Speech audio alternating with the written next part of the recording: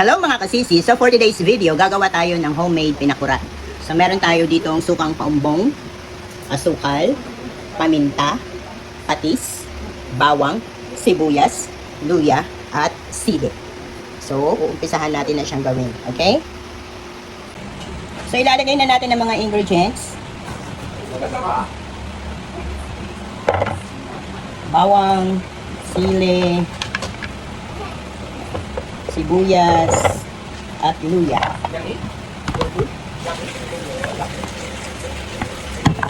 So, atin na silang dudot. Ayan na nga guys, so nakalagay na dito sa processor yung mga ingredients. So, hahaluin na natin siya hanggang sa madurog. Uy!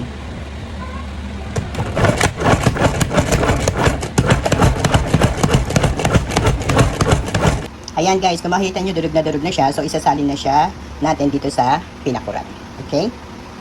So, isalin na natin ang patis, ang paminta,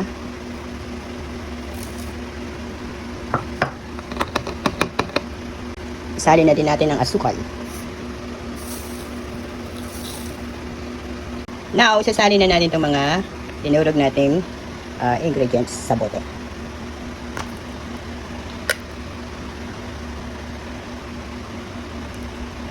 Nilipat ko siya guys sa medyo maluwag yung bibig para madali magsalang ng ingredients.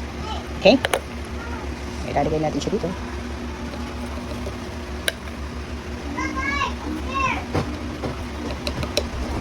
Heto na siya guys. So atin siyang hahaluin ng maigi.